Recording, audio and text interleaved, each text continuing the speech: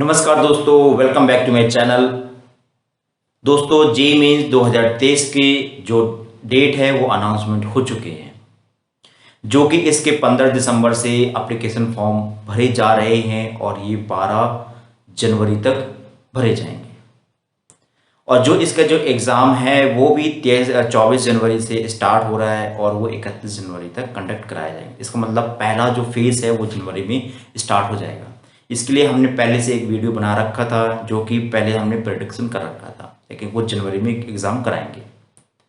अच्छा, कई लोग ऐसे होंगे जिनका मैक्सिमम स्कोर नहीं आ रहा होगा। अगर वो मैक्सिमम स्कोर लाना चाहते हैं कि मैक्सिमम स्कोर कैसे लाएं और कैसे हम लोग इसके लिए क्या है, एक स्मार्ट तरीका, इसके लिए एक क्या स्मार्ट वर्क करना पड़ेगा। स्मार्ट वर्क क्या है? स्मार्ट वर्क इसमें सिंपल से ये होगा कि आपको अगर सपोज जैसे कि आपको 100 नंबर लाने हैं, तो 100 नंबर के लिए क्या होगा कि आपको हर एक सब्जेक्ट में 3 सब्जेक्ट हैं, मैथ, फिजिक्स, केमिस्ट्री। इसका मतलब आप 3 से डिवाइड कर दीजिए। इसका मतलब क्या है, 33.33 हुआ। आपको हर एक सब्जेक्ट में 33 मार्क लाना है, मतलब 33 नंबर लाने हैं। इसका मतलब क्या हुआ कि आपको हर एक सब्जेक्ट में आपको 8 क्वेश्चन सही करने हैं। 8 क्वेश्चन सही करने हैं। इसका मतलब क्या हुआ? इसका मतलब ये हुआ कि आपको इस तरीके से पढ़ाई करना है कि जो सबसे ज़्यादा चैप्टर पूछे जाते हैं उनको ही आपको स्टडी करना है। अगर मैं एक मैथ की बात करूं तो मैथमेटिक्स में क्या है कि आपने अगर स्ट्रेट लाइन हो गया, सीक्वेंस एंड सीरीज हो गया, 3D हो गया, और तो इनसे बहुत सारे हर साल इसके 2-2 क्वेश्चन आते हैं। इनसे क्या होते हैं, हर साल 1-2 क्वेश्चन आते हैं। इसका मतलब क्या हो गया कि आप हर एक सब्जेक्ट को आपने 19-20 का अंतर कर रखा होगा, है कि नहीं? कि किसी में आपकी ज़्यादा कमांड होगी, किसी में कम कमांड होगी। जिसमें ज़्यादा कमांड हो उसमें ज़्यादा स्कोर करने की कोशिश करिए, और जिसमें कम कमांड हो तो थोड़ा उसमें और थोड़ा ज़्यादा, इतना भी गैप ना हो जाए कि आपका एक में 0 आ रहा है और एक दूसरे में मैक्सिमम आ रहा है। आप एक बैलेंस करके चलिए। जिसका 100 नंबर आज आ रहा है टेस्ट सीरीज में, और वो उसको अब अचीव करने की कोशिश कि 130 या 140 के अचीव करने की कोशिश करें। इसका मतलब क्या है, हर एक टॉपिक, हर एक चैप्टर में, हर एक सब्जेक्ट में आपको कम से कम 10 से या 12 क्वेश्चन सही करना पड़ेगा। मतलब 50% आपको सही करना पड़ेगा। अगर 50% अगर आपका हो गया कि जैसे 150 नंबर के आसपास हो गए, जिनका 150 आ रहा है उनको अब टारगेट रखना चाहिए कि वो 180 तक कैसे पहुंचे, 180 तक कैसे पहुंचे, और जिसका 180 आ रहा है उसको कैसे पहुंचे कि वो 250 नंबर कैसे ला। मतलब आपको क्या करना पड़ेगा, आप एक चैप्टर को, हर एक सब्जेक्ट के चैप्टर को आपको डिवाइड करना पड़ेगा कि इससे ज़्यादा आता है, और उस चैप्टर से आपको ये भी डिवाइड करना पड़ेगा कि इस कॉन्सेप्ट से मैक्स हर साल एक ही सवाल पूछा जाता है, तो आपको वो आपको उसमें वर्क करना पड़ेगा। अगर वो टॉपिक करके जाते हो तो डेफिनेटली आपका हो सकता है कि वो फंस जाए क्वेश्चन टॉपिक से ही आ जाए। तो आपको ये चैप्टर में भी आपको ये डिवाइड करना पड़ेगा कि ये इंपॉर्टेंट है, ये नहीं इंपॉर्टेंट है, इसको छोड़ो, और इसको हम करके जाते हैं। क्योंकि हर एक कॉन्सेप्ट होता है, उसी कॉन्सेप्ट के बीच ऊपर से क्वेश्चन बनाते हैं। जैसे आप टेस्ट सीरीज में हैं, अगर टेस्ट सीरीज आप फॉलो कर रहे हैं, टेस्ट सीरीज आ रहे हैं, दे के आ रहे हैं, और आपने फेंक दिया टेस्ट सीरीज को, ये भी नहीं चाहिए। आप क्या करिए, टेस्ट सीरीज दे के आइए, और उस टेस्ट सीरीज में हर एक क्वेश्चन को देखिए कि ये क्वेश्चन किस चैप्टर से आया है। पहले तो आप ये देखिए कि ये जो क्वेश्चन है वो किस सब्जेक्ट से आया है। फिर ये देखिए कि इस सब्जेक्ट में ये है किस चैप्टर से आया है।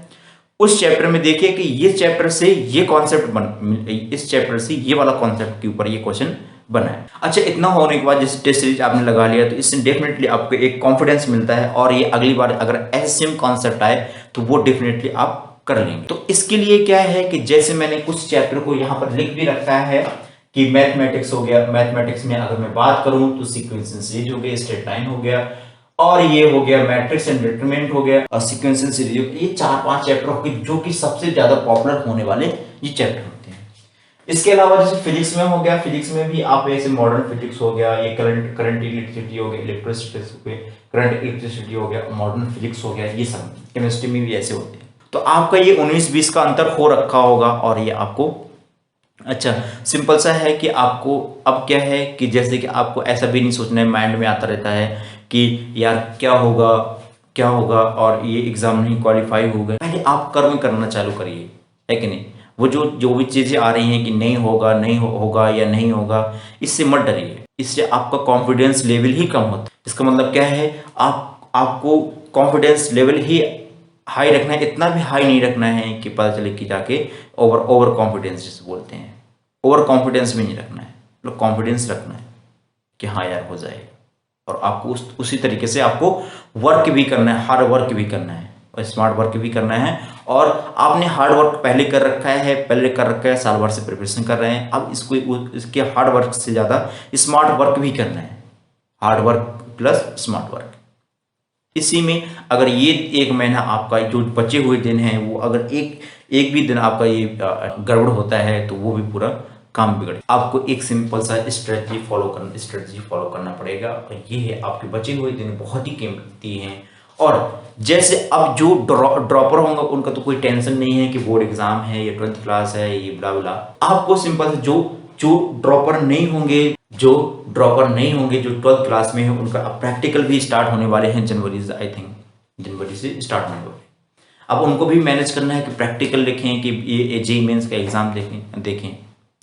तो आपको क्या करना है कि प्रैक्टिकल को भी मैनेज करना है और जेईई एग्ज़ाम का जो प्रिपरेशन है वो भी आपको करना है। अब उनको ज़्यादा ही हार्डवर्क करना पड़ेगा, करना पड़ेगा कि अगर यार मेरे 2 दिन ये प्रैक्टिकल में जा रहे हैं तो मैं 2 दिन का स्कोर अभी मैं कैसे पढ़ूँ कि मुझे यहाँ पर कैसे कवर कर पाऊँगा, मैं यहाँ पर कैसे 2 दिन में ये 2 चैप्टर में ये इस दिन में करूँगा। इसका मतलब मुझे यहाँ पर भी कवर करना है। जो 2 दिन है उनका अगर आप एक दिन ही यहाँ पर अपने यहाँ पर शिफ्ट कर लिया है, पहले दिन कुछ ऐसे बाकी जो बचे हुए दिन हैं उनमें से वो एक घंटा ज़्यादा पढ़ते गए, एक घंटे भी अगर स्कोर करते गए तो तब भी ठीक है, तो प्रैक्टिकल हो जाएंगे।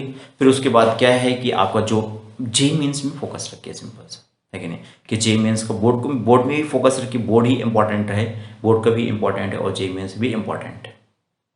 जो ड्रॉपर है वो तो फोकस रखना ही है कि जो मैक्सिमम से मैक्सिमम जो सब्जेक्ट है उनमें कैसे। अच्छा, फिर मैं इसके बात करूं कि जो ऐसे स्टूडेंट होते हैं जो कि यार वो सोचते हैं कि इस चैप्टर से क्या आएगा, लेकिन बाकी के जो चैप्टर है बहुत इजी चैप्टर होते हैं, जैसे मैथमेटिकल रीजनिंग होते हैं, वेक्टर हो गया, बाइनोमियल हो गया, वेक्टर हो गया, क्वाड्रेटिक हो गया, इनसे भी क्वेश्चन, एक टॉपिक से क्वेश्चन आता है। आपको इतना कॉन्फिडेंस रखना है कि यार मैं जो टॉपिक का सिलेक्शन कर रहा हूँ वो मेरा सही है। आपको विश्वास करना पड़ेगा, विश्वास कि हाँ यार ये टॉपिक मैंने जो सिलेक्ट किया है उससे ही क्वेश्चन आने वाला है। तो आपको इस तरीके से स्ट्रेटजी फॉलो करना पड़ेगा। और हम क्या करने वाले हैं कि हम इस जो बचे हुए दिन हैं हम एक मेगा सीरीज अनाउंसमेंट करने वाले हैं। मेगा सीरीज क्या होगी कि जैसे हम एक